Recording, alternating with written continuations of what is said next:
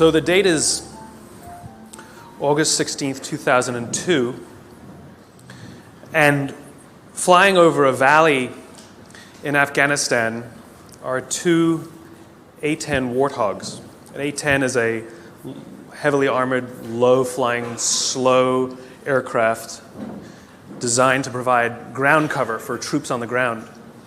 And on this night, it's a very, very cloudy night. There's storms in the area. And these two planes hanging up above, just waiting in case anybody down below needs help. Up there, it's gorgeous. The moon is bright. There's thousands of stars in the sky. The clouds look like the snow had just fallen. Down below in the valley, however, there were 22 Special Operations Forces troops trying to make their way through the country, and they could feel that something was wrong. They felt uneasy. One of the pilots up above, call sign Johnny Bravo, and yes, he stands like this. He could feel their unease listening to them over the radio, so he decides he was going to go down below the cloud and just have a look. He tells his wingman, hang out up here, I'll go see what there is. And he points his plane down into the clouds. And as he's going through the clouds, the call comes over the radio. Troops in contact. Troops in contact is what they say when they come under effective fire. It means they're in trouble. So now Johnny Bravo points his plane straight down. The plane's getting thrashed about in the turbulence. And when he comes out below the clouds, he's less than 1,000 feet off the ground, and he's flying in a valley, cliffs on both sides. Now, this is only 2002, and the planes were not yet equipped with ground-hugging radar, and worse, they were using old Russian maps. That's all they had at the time. And the sight that greets him is something like he's never seen before, not in training and not in the movies. He sees tracer fire coming from all sides of the valley, pointed right in the middle where the American forces are. And so he picks a point and starts to lay down suppressing fire. And he's flying, and he's in danger of hitting the cliff, of course. He knows his speed, he knows his distance from the map, and he literally counts out loud while he lays down the suppressing fire. 1, 1,000, 2, 1,000, 3, 1,000, 4, 1,000, 5, 1,000. Pulls hard on the stick, pulls back up into the cloud, comes down around again. 1, 1,000, 2, 1,000, 3, 1,000, 4, 1,000. Good hits, it says over his radio. And again, he comes around. 1, 1,000, 2, 1,000, 3, 1,000, 4, 1,000, 5, 1,000. He runs out of ammunition. Fuel is fine.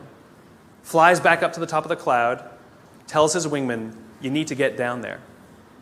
His wingman isn't sure about the conditions, so the two of them fly back down together. His wingman lays down the suppressing fire, and Johnny Bravo counts as they fly 3 feet apart from each other, wing to wing. 1, 1,000, 2, 1,000, 3, 1,000, 4, 1,000, 5, 1,000, up and around again. 1, 1,000, 2, 1,000, 3, 1,000, 4, 1,000, 5, 1,000. That night, 22 Americans went home alive with 0 casualties. My question is where do people like Johnny Bravo come from? Who are they? Who would risk their lives for others so that they may survive? I asked Johnny Bravo. I asked him, why would you do it? Why would you risk your life so that others may survive? And he gave me the same answer that everybody in his position gives, because they would have done it for me. Now, if you think about it, in the military, they give medals to people who are willing to sacrifice themselves so that others may gain. In business, we give bonuses to people who are willing to sacrifice others so that we may gain. We have it backwards.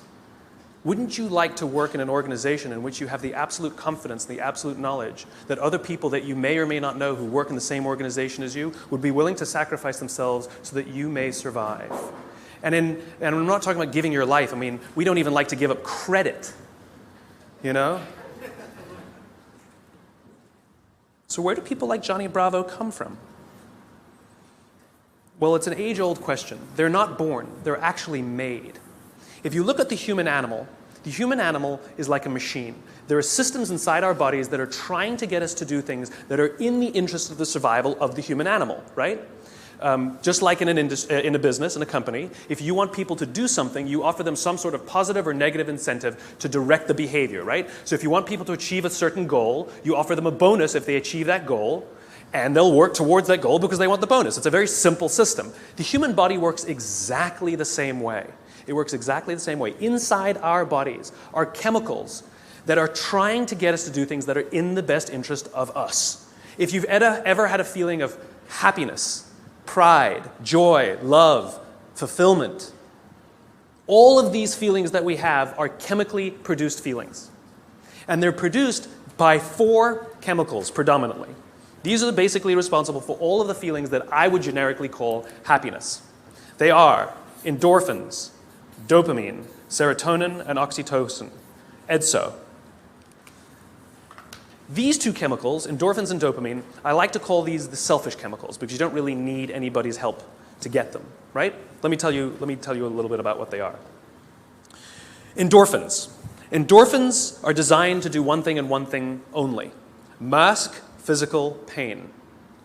That's it. That's what they do. If you're a runner, if you've ever gone and done heavy exercise, you've heard of an endorphin rush or a runner's high.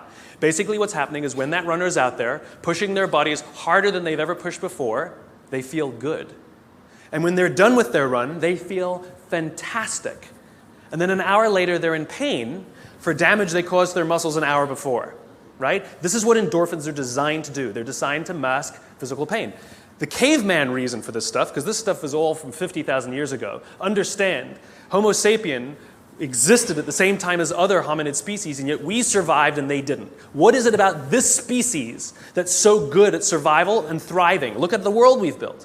It's not just that we're smart. We're certainly not the strongest and we're certainly not the smartest. It's that we're social animals. We have to do things together. We have to look after each other, and we have to work together to ensure that we survive, that we do well. This is how we're designed, right?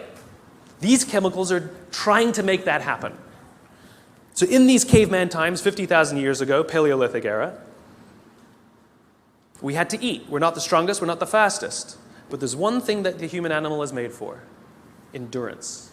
We could track an animal for hours and hours and hours and miles and miles and miles. And if we were tired, we'd keep going. And if we got injured or we had to bring the food back to the cave, we'd continue to do it. And it was so good, it felt so good, that maybe we'd even volunteer to go hunting the next day, just like we get addicted to exercise, right? Oh my God, it was so much fun yesterday. I will totally go hunting tomorrow, right? Good system for the survival of the group. Good system. By the way, the reason laughing feels good is because of endorphins. You're actually convulsing your internal organs, and endorphins are masking the physical pain. I'm sure everybody here has laughed so much that the endorphins eventually run out and you go, stop, stop, it hurts. Endorphins, they feel good. Dopamine. Dopamine is the feeling that you found something you're looking for, or that you accomplished something you set out to accomplish. So you know that feeling you get when you cross something off your to-do list? That's dopamine. Feels awesome. You know when you have a goal to hit and you achieve that goal, you're like, yes! You feel like you've won something, right? That's dopamine. The whole purpose of dopamine is to make sure that we get stuff done, right? The historical reason for dopamine, we would never eat if we only waited until we got hungry, because there was no guarantee that we would find food. So dopamine exists to help us go looking for food. We get dopamine when we eat, which is one of the reasons we like eating. And so when you see something that reminds you of something that feels good, we want to do the behavior that helps us get that feeling, right? So let's say you're out there going for a walk and you see an apple tree in the distance. You get a small hit of dopamine. And then what it does is it focuses us on our goals. And now we start walking towards the apple tree. And as the apple tree starts to get a little bigger, we feel like we're making progress. You get another little shot of dopamine and another little shot of dopamine until you get to the tree and you're like, yes! Okay? This is why we're told you must write down your goals. Your goals must be tangible. There's a biological reason for that. We're very, very visually oriented animals. You have to be able to see the goal for it to biologically stay focused, right? If you don't write down your goals, if you can't see your goals, it's very hard to get motivated, to get inspired. For example, think about corporate visions, right? A corporate vision has to be something we can see, right? That's why it's called a vision. You can see it, right? To be the biggest, most respected, to be the fastest growing are not visions. They're nothing, right? What does that even look like? Respected by whom? Your mother? Yourself? Your friends? Your shareholders? Who knows? What's the metric? Dunno. It's amorphous, doesn't motivate us. Just like I can't tell you, you will get a bonus if you achieve more. You're going to ask me, how much more? I'm going to say, more. Doesn't work. You need a tangible goal. You need a tangible goal, right? Here's a great vision.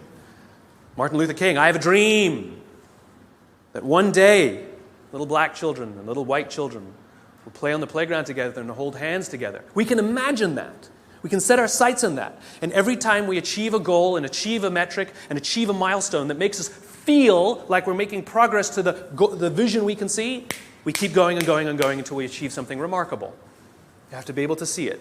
Dopamine. Like I said, dopamine is the feeling you get when you set out to find something you're looking for as well. I talked about the to-do list. I came home from a trip just a couple days ago, and I had a bunch of errands to run, and I wrote down a little list of things I had to do, and off I went, right? And as I was walking past, I think it was the dry cleaners, I don't remember. I was walking past something, I remembered, I have to do that, and I hadn't written down on my to-do list. So I went in and finished what I needed to do, and then when I came out, I then wrote it on my to-do list and then crossed it out. Because I wanted the dopamine. Feels good. Dopamine comes with a warning. Dopamine is highly, highly, highly addictive. Here are some other things that release dopamine.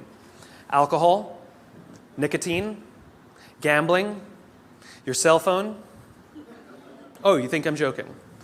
Okay, we've all been told that, if you wake up in the morning and you crave a drink, you might be an alcoholic.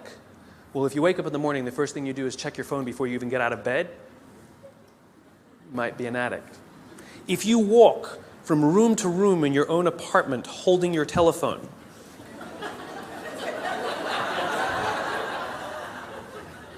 you might be an addict. When you're driving in your car and you get a text and your phone goes beep.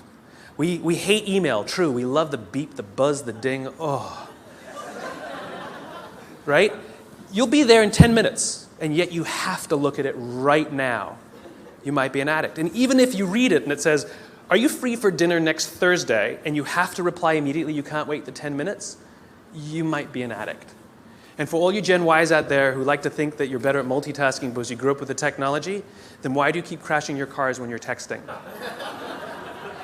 You're not better at multitasking, you're better at getting distracted. In fact, if you look at the statistics, ADD and ADHD have, diagnoses of ADD and ADHD have risen 66% in the past 10 years. Okay, ADD and ADHD is a frontal lobe disorder, right? Are you telling me out of nowhere 66% of our youth has a frontal lobe problem? Where did that come from? No, it's a misdiagnosis, right? What are the symptoms of a dopamine addiction to technology? Distractibility, inability to get things done, easily distracted, shortness of attention. It's all the same thing, so we misdiagnose things. It's the addictive quality of dopamine.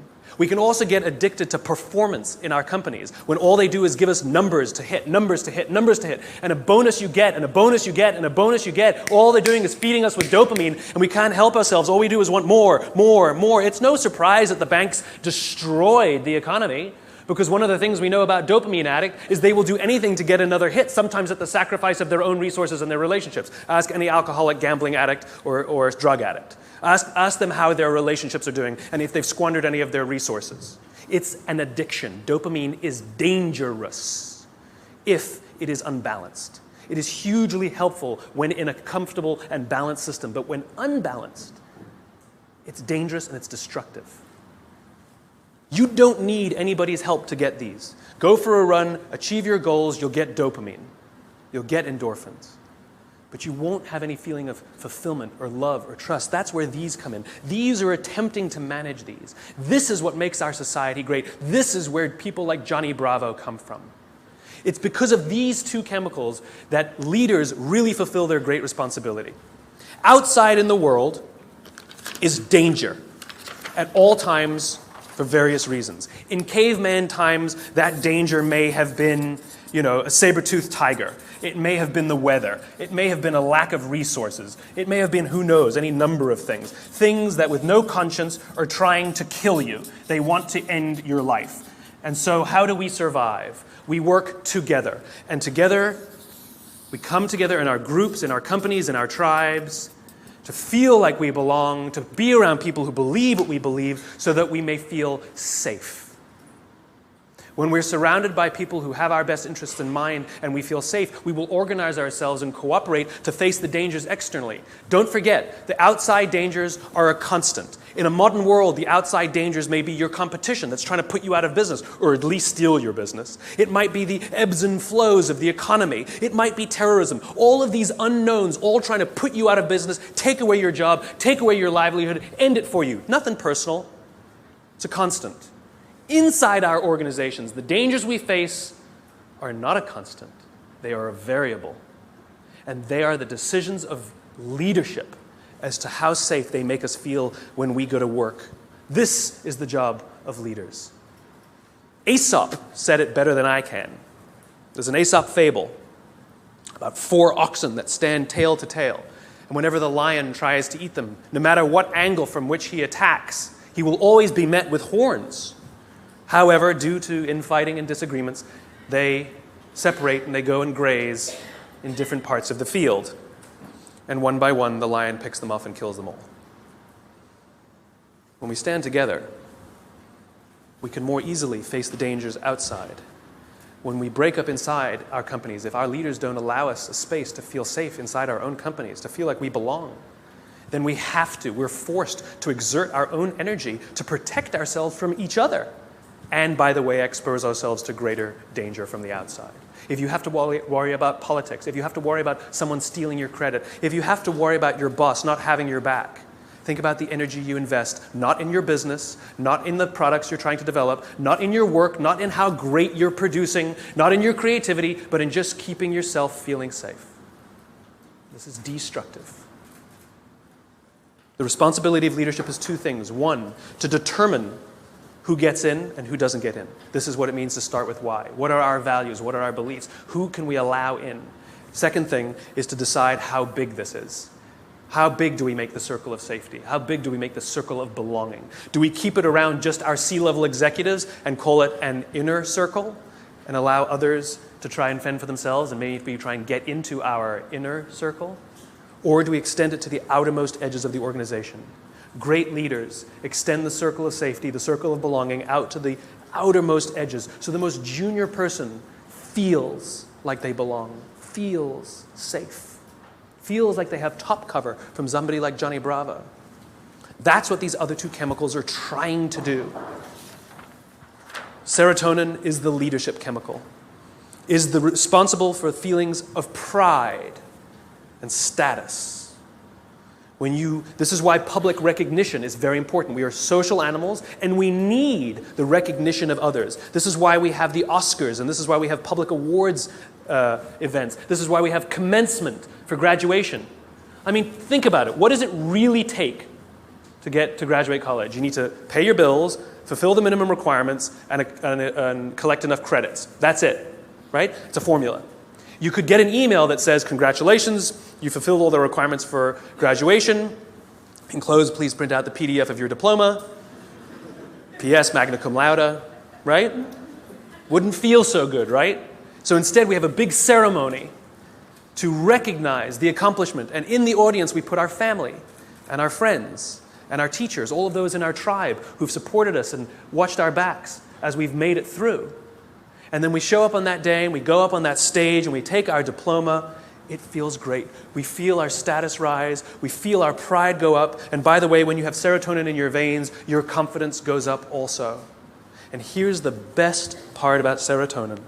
At the exact moment that you took your diploma and you felt that surge of serotonin go through your body, at the exact moment, your parents sitting in the audience also got a surge of serotonin and also felt an intense pride watching you graduate.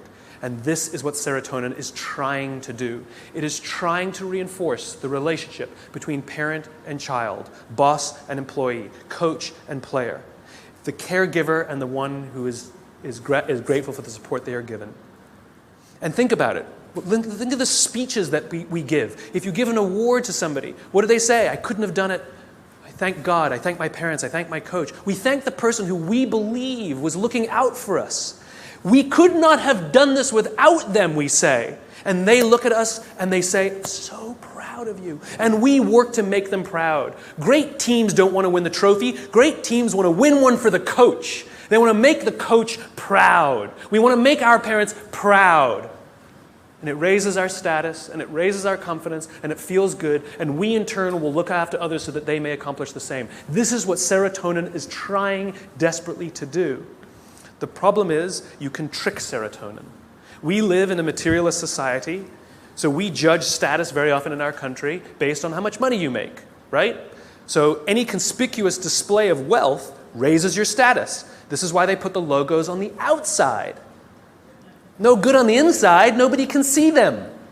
We want the red line of our Prada glasses. How good, you own a pair of designer shoes, how good does it feel to put on your Gucci shoes? Oh my God, it feels so good. You walk out and you feel $1 million. You can actually feel your confidence rise when you put on the stuff, right? Because it's showing this display of status. It feels great. The problem is there was no real relationship that was reinforced because of it. You tricked the system. That's why we keep trying to accomplish things and accumulate more and more material goods, and yet we never feel successful because there was no relationship. We tricked it. We gamed it. Serotonin is the leadership chemical. The reason I call it the leadership chemical is a historical reason, a very simple historical reason. We had a very practical problem as our animal was developing, as the Homo sapien was developing.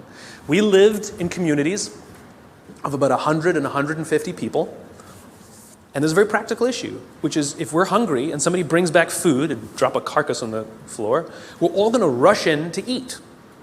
And if you're lucky enough to be built like a linebacker, you will elbow your way to the front. And if you're the artistic one of the family, you get the elbow in the face. Not a good system to keep the whole tribe alive, and definitely not a good system for cooperation. Because remember, the value of group living means that if I trust you and you trust me, I can fall asleep at night and trust that you will alert me to danger. If I don't trust you, I can't go to sleep at night. It's the same in our companies. If we trust each other, we will turn our backs, we will take risks, we will innovate, we will do things that will change the course of our world. If I don't trust you, I can't do that. I can't do that. There's value in group living and group working. And so if you got an elbow in the face that afternoon, odds are very high that you're not going to wake the guy who punched you if danger's there. You're just not going to do it. Bad system. And so we evolved into hierarchical animals. We're constantly assessing and judging each other, constantly arranging ourselves. Who's the alpha? Who's the dominant? Who's the one who sort of is the more dominant personality or dominant talent in the room? In caveman times, it might have been physical muscle. In a creative industry, it might be talent. In the military, it might be courage. There's no standard by which we judge alphas. It's relative to the industries we're in. And it's relative to us as well. If you've ever met someone and you were nervous while you were meeting them, you're not the alpha. We've all had the experience where we're meeting somebody and we can sense that they're nervous meeting us. You're the alpha. I'll tell you a little aside that's kind of funny. You know when women all live together, their menstrual cycles align, right? Assuming they're not on the pill, then it doesn't work, right? But if they're not on the pill, all the menstrual cycles go together on the same schedule. It's not arbitrary. They always align with the alpha female's schedule. And the reason is because when a woman is in her menstrual cycle, she can't bear children. And so in evolutionary terms, you want the alpha male and the alpha female to do it so you can have alpha children, right? Nice, strong, strapping kids are going to survive. But if she's off the market, that produces competition. So Mother Nature has created a very clever way that when she's off the market, everyone's off the market.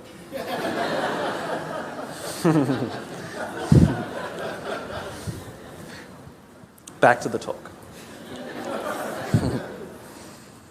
So we're constantly judging and assessing each other who's alpha, right? And what we do is when we assess that someone else is the alpha, we voluntarily take a step back and allow them to eat first. Alphas get first choice of meat and first choice of mate. Good system. Good system. The alpha gets to eat first. The rest of us may not get the best cut of meat, but we will get to eat eventually and we won't get an elbow in the face. Good system. We'll happily alert them to danger later. Good system. This is why we're constantly trying to raise our status, is because there are benefits to being the alpha. People will do things for us and step back and offer us favors, right? We to this day, we're perfectly comfortable giving special treatment to our alphas. No one has a problem that your boss makes more money than you.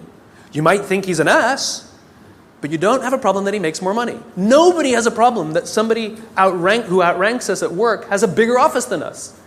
Doesn't offend us. It is deeply ingrained in us. We happily step aside and allow our alphas first choice of meat and first choice of mate. It's good to be the king. There are advantages that come with being the alpha. You get special treatment. You get to eat first. People show you love and respect. It boosts the serotonin. You walk around like this. It boosts your confidence. It's awesome. But it comes at a cost. You see, the group is not stupid. We're not giving all of that stuff away for free. Leadership, alpha, comes at a cost. You see, we expect that when danger threatens us from the outside, that the person who's actually stronger, the person who's better fed, and the person who is actually teeming with serotonin and actually has higher confidence than the rest of us, we expect them to run towards the danger to protect us. This is what it means to be a leader. The cost of leadership is self-interest. If you're not willing to give up your perks when it matters, then you probably shouldn't get promoted. You might be an authority, but you will not be a leader. Leadership comes at a cost. You don't get to do less work when you get more senior. You have to do more work. And the more work you have to do is put yourself at risk to look after others. That is the anthropological definition of what a leader is. This is why we're so offended by these banker boys who pay themselves astronomical salaries. It has nothing to do with the number. It has to do with the fact that they have violated a deep-seated social contract. We know that they made all of that money and allowed their people to be sacrificed. In fact, they may have sacrificed their people for the money. If I told you we're going to give $150 million to Nelson Mandela, would anyone have a problem with that? Nope. $250 million to Mother Teresa. Got an issue with it? Nope. It's not the number. It's not the amount of money they make. It's that we are deeply and viscerally offended that we know that we allowed them to have this alpha position and they did not fulfill their responsibility of the alpha. They're supposed to sacrifice themselves for us. Never sacrifice us for themselves. This is why we're angry and offended and don't trust them. They fail.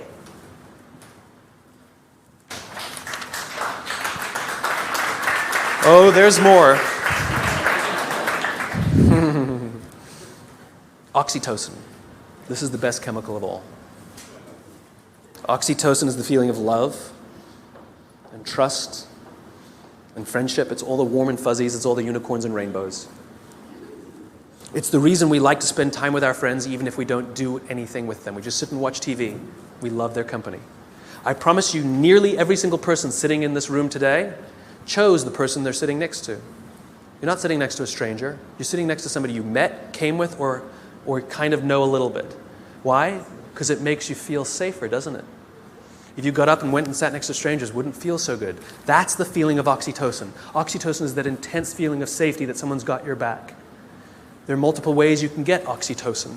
One way to get it is physical contact. Hugging feels wonderful. Right?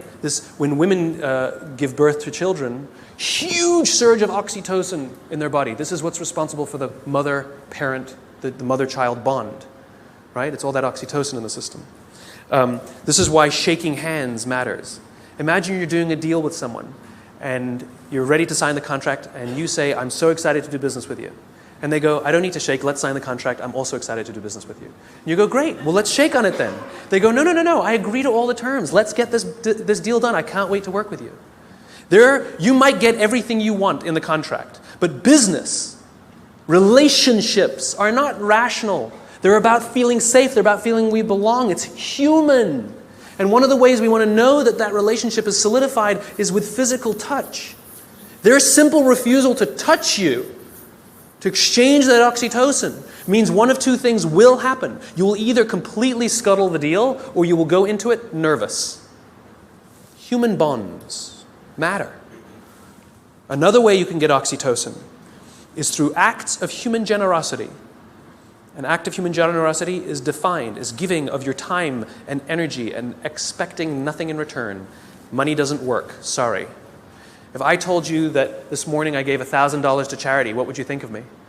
You'd be like, good for you. What, do you want a medal? But if I told you that last Saturday I gave up my day and I went and painted schools in the inner city, Then what would you think? You'd be like, nice, cool, I should do more, right? The value of my labor, much less than $1,000, could have hired many more people for $1,000 to go paint schools in the inner city. But you see, as human beings, we put a premium on time because it is an equal commodity and it is a non-redeemable commodity. You spend money, you make money. You spend time, you'll never get it back. Some of you are sitting in this room right now saying, I will never get this time back. I got nothing for you. So we put a premium on people who give us their time and energy. A leader who says to you, I'll pay for something for you, is not a leader. A leader who comes and sits down next to you and says, how can I help you, is a leader. I was talking to some oil executives, and they were trying to convince me that they really care about how fulfilled and how happy their employees are at work, to which I said, no, you don't. And they said, no, we do. And I said, no, you don't. And they said, yeah, we do. You see how this went. And I said, I bet you hired some high-priced consultancy to come and do a web survey about whether people like their jobs or not. And they said, well, we didn't hire a consultancy. I said, okay, so it's kind of like sending your son an email, right? Dear son, your mother and I care that you feel like a valuable part of this family. Please tell us candidly what we can do better so that you feel like you belong here because we really love you. Love, Dad. Or you go into his room, you sit on his bed, and you say, hey, son, your mom and I really care that you feel like a valuable member of this family. Please tell us candidly what we can do better because we want you to feel like you belong and we really love you. Same words, same intention, same desire. The difference is one you gave time and energy and the other one you didn't. This is the problem with email. It's too easy. It's too easy. There's no time and energy expended. It's too easy. Don't feel anything. If I come to your house for dinner and you make me a lovely dinner, the next day I send you a very nice thank you email, what a wonderful host you are. Or 3 days later, you receive a handwritten note from me with the exact same words that were written in the email. Which one makes you feel better? Handwritten note. The sentiment was the same, the words were the same. The difference is one took a little more time and a little more energy. Leaders are the ones who give us their time and give us their energy, not the ones who give us their money. It doesn't count, it doesn't work, it just biologically doesn't work. This is how you get oxytocin, doing nice things for people that require that you sacrifice a little bit of time, a little bit of energy, something you will never get back. And if you expect something in return, then you weren't really giving in the first place. You take someone out for dinner because you want them to hire you, you're not really taking them out for dinner. You want something in return. It's just a protracted transaction. It's not relationship building. It's nonsense. I was walking down the streets of New York, true story, and the guy in front of me, his backpack opened and a bunch of paper spilled out on the street. Didn't think much of it. I bent down, gathered the papers up, handed them back to him, and pointed out that his bag had opened. I did a small act of generosity for somebody. I got a small burst of oxytocin. I felt good. Also, the person on the receiving end of the act of generosity feels good. They get a shot of oxytocin. He felt good. He says thanks. I get to the end of the block, and I'm standing waiting to cross the street.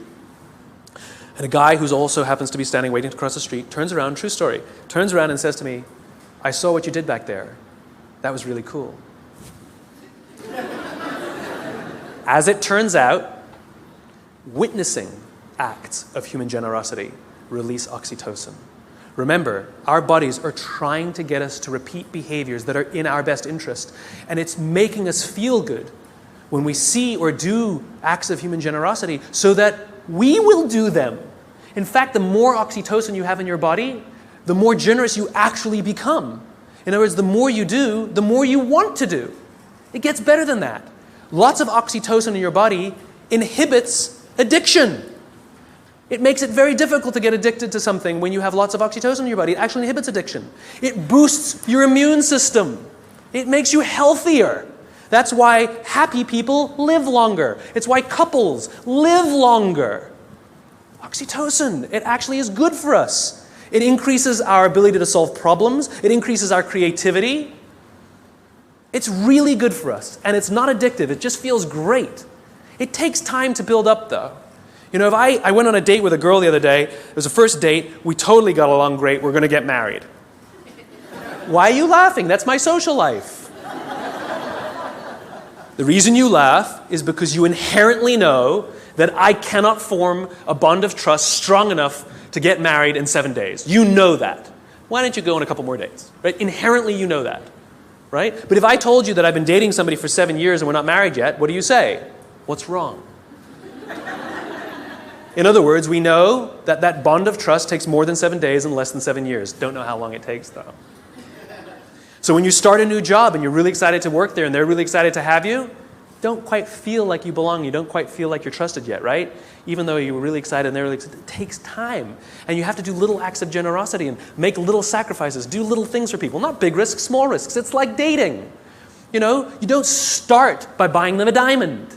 You start by taking them for lunch, buying them a drink, you know? Little bits. Then they take you out, or you take them out again. You do something a little bigger. Then you do that in a movie. Then they come over, and then you buy them flowers, and then you say, I love you. And one day you wake up in the morning, it's like you press this belief button. You just, I'm in love. I don't know when it happened. It just clicks, and you feel like you belong. Same thing at work. Same thing at work. It just clicks, and you feel like you belong because you got enough oxytocin built up in your system. We don't allow this to happen. We're too busy sending emails. We're too busy sending emails. The next time you want to tell somebody something, email is fantastic for the exchange of information, right? It's fantastic. Here's the report you wanted. The meeting's at 4 o'clock. Fantastic. What did you think of my idea? Do not reply on an email. That's an emotional question. Email is a rational tool. You get up from your desk. You walk the 30 feet. And you say, wanted to tell you what I thought of your idea. And I promise you, not only will that information be better received, but you will start to create relationship because oxytocin starts to get released. If you can't get up and walk 30 feet, pick up the telephone. I've done it. It's an amazing thing. You pick up the phone and you go, hey. They're like, hey, what's the matter? They're like, no, I'm just replying to your email. Wanted to tell you what I thought.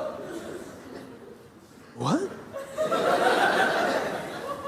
And people who tell me, but I need a paper trail, have the conversation, hang up and say, just to confirm what we talked about, boom, there's your paper trail. The reason we get so many emails is because we reply to them all.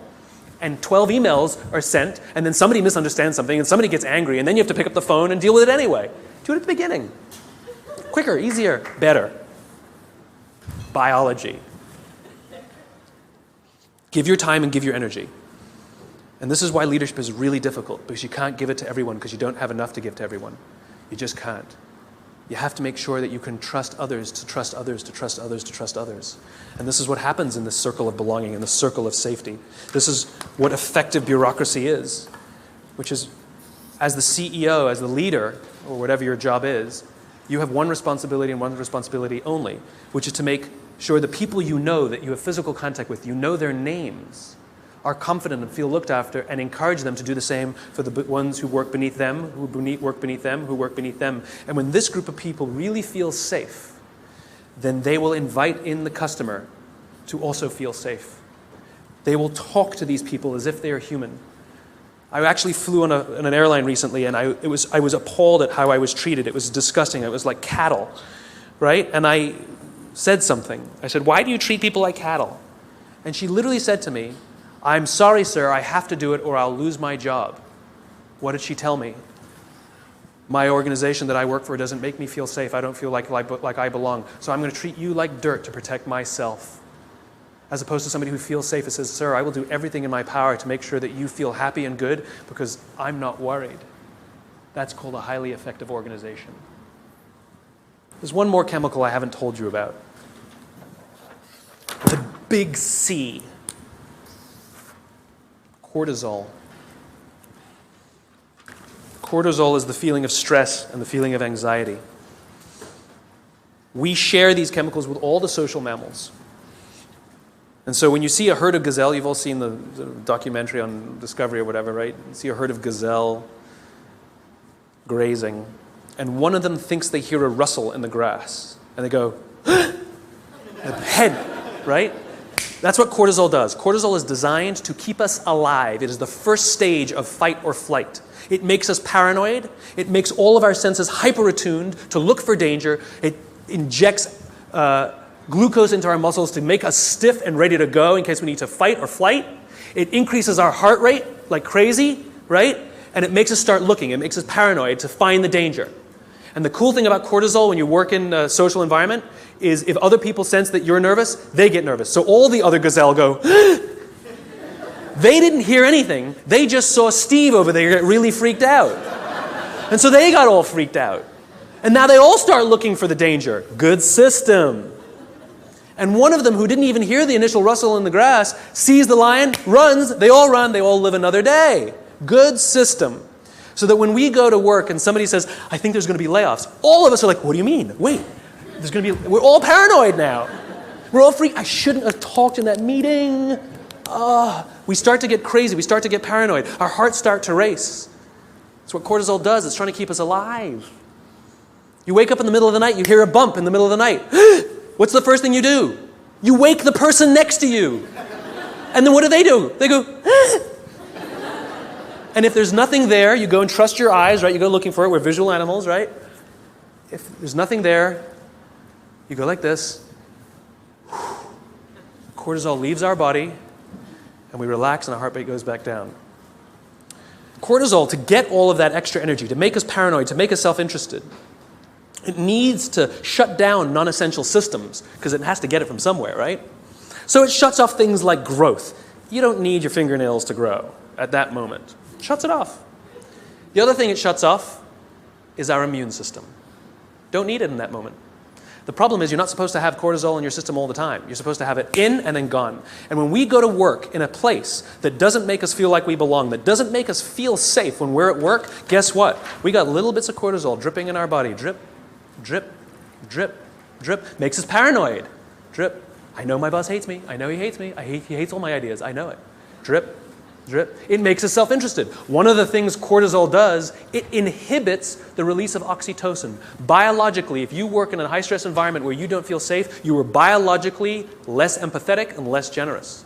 We don't care about each other because we're too busy trying to protect ourselves. Drip, drip, drip. Our immune systems are now compromised. Drip, drip, drip. We live in a country with some of the best medical education in the world, some of the best medical systems in the world, some of the best doctors in the world, some of the best hospitals in the world, some of the best medicines in the world. Please explain to me why diabetes is on the rise, heart disease is on the rise, some cancers are on the rise. It ain't partially hydrogenated oils. Our jobs are killing us. And the people who are responsible are the leaders.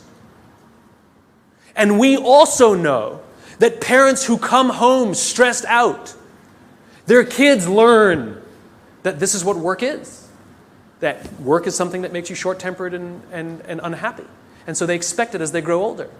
Worse, we know that parents who come home upset and angry, it has such a negative impact on their children that there's some studies that show that they might actually become bullies because of their unhappy parents who hate their jobs and have excessive amounts of stress. Our companies are literally killing us. So what are you going to do about it? What are you going to do about it? Leadership is not a rank. Leadership is not a position. Leadership is a decision. Leadership is a choice. It has nothing to do with your position in the organization. If you decide to look after the person to the left of you and look after the person to the right of you, you have become a leader. You've seen the movie 300, right? The Spartans, the greatest fighting force of all time. You want to know one of the things that made the Spartans great? Wasn't their muscles, wasn't their spears. It was their shields. They stood shield to shield, and the phalanx was strong because those shields were big. And they were told when they were young children, you either bring your shield home or you come home on your shield. The punishment for losing your shield was tremendous in battle.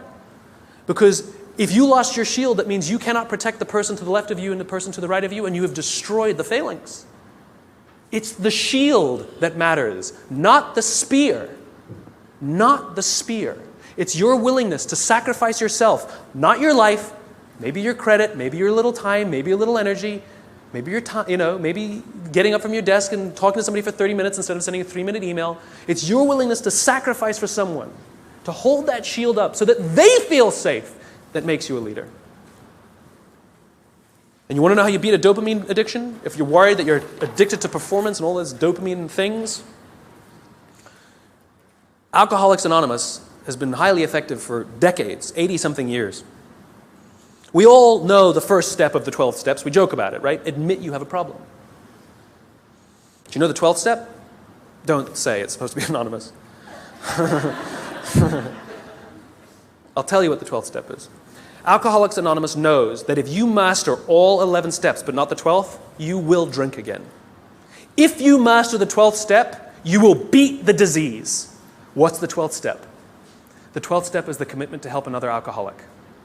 Service. Service to another.